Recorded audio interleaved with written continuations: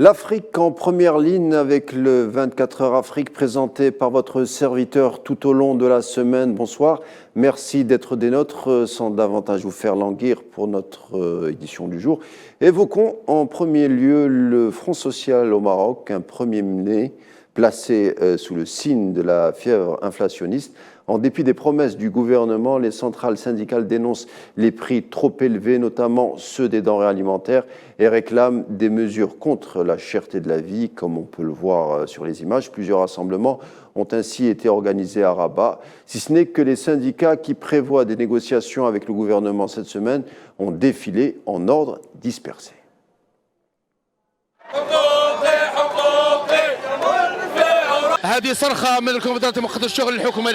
Ceci est un appel de détresse de la Confédération démocratique marocaine du travail destiné au gouvernement actuel pour qu'il le prenne entièrement sa responsabilité et assume les conséquences à l'avenir. Nous souhaitons que le gouvernement sorte de son hibernation afin d'examiner une série de problématiques déjà posées avant qu'il ne soit trop tard.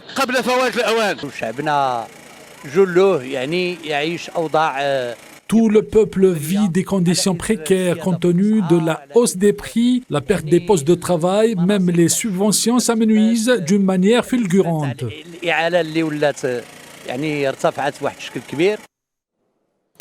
On en vient à présent à la crise soudanaise face à laquelle l'ONU s'inquiète en la décrivant d'être sans précédent après la reprise des combats malgré la trêve.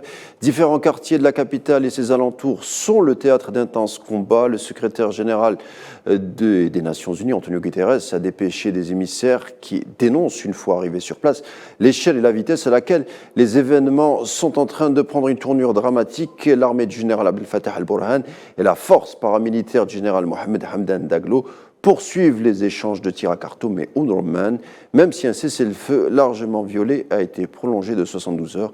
Compte rendu, Naïlat Hamouda. Trêve après trêve, souvent prolongée et peu respectée. Des raids aériens, des tirs et des explosions ont de nouveau secoué Khartoum, la capitale, en ce jour du 1er mai. Malgré une nouvelle prolongation de 72 heures de cessez-le-feu, sous médiation des États-Unis et de l'Arabie saoudite, les alentours du palais présidentiel ont été le théâtre d'affrontements entre les deux camps.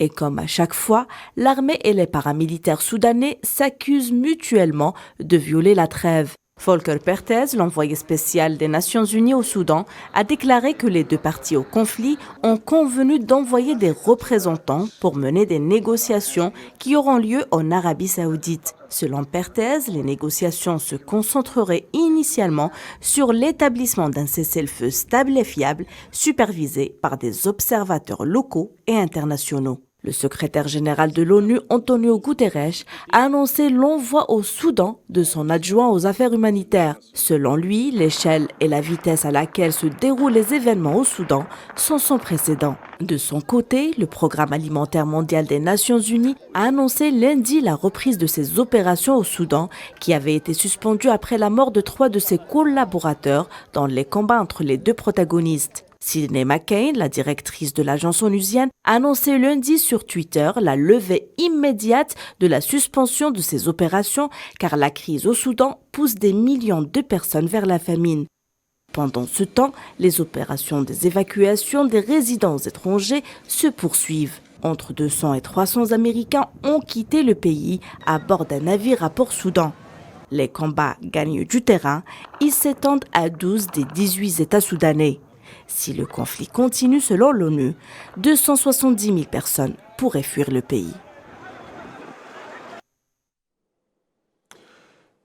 Le Soudan, le pays s'enlise dans une crise profonde, on l'a dit, alors qu'aucune solution diplomatique pour faire taire les armes ne serait en vue, même si l'Égypte tente de jouer les médiateurs. Le conflit, en tout cas, entre dans sa 3e semaine. Les 5 millions d'habitants de la capitale, quand ils ne fuient pas, restent barricadés, essayant de survivre aux pénuries de nourriture, d'eau et d'électricité.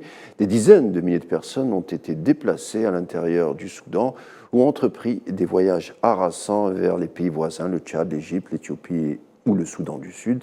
La plupart des hôpitaux du pays sont hors service à cause des combats et pour ceux qui fonctionnent encore, la situation est intenable car les fournitures de base manquent. L'OMS parle, elle, de catastrophe sanitaire sans précédent. Nelly Menzekar. Manque de personnel, sous-équipement, pénurie ou encore épidémie. La crise sanitaire au Soudan devient de plus en plus catastrophique avec le conflit qui fait rage depuis une quinzaine de jours. Les hôpitaux et dispensaires du pays ont été pour beaucoup bombardés, occupés par des hommes armés ou n'ont aujourd'hui plus de personnel ou de stock de médicaments. Les combats, surtout à Khartoum et au Darfour, ont fait plus de 500 morts et près de 5000 blessés selon les chiffres officiels, largement sous-évalués.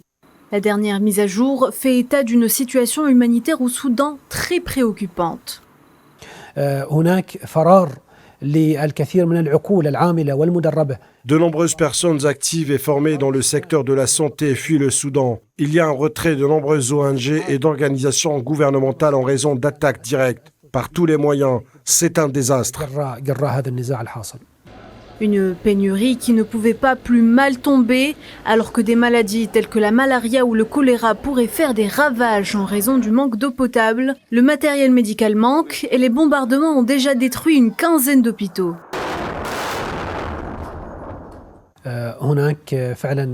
En chiffre, environ 61% des instituts médicaux de Khartoum ont cessé de fonctionner pour les raisons que j'ai mentionnées. En plus des attaques militaires directes, de l'occupation militaire de ces instituts et du licenciement de leur personnel. 23% des hôpitaux de Khartoum fonctionnent partiellement et 16% travaillent à pleine capacité.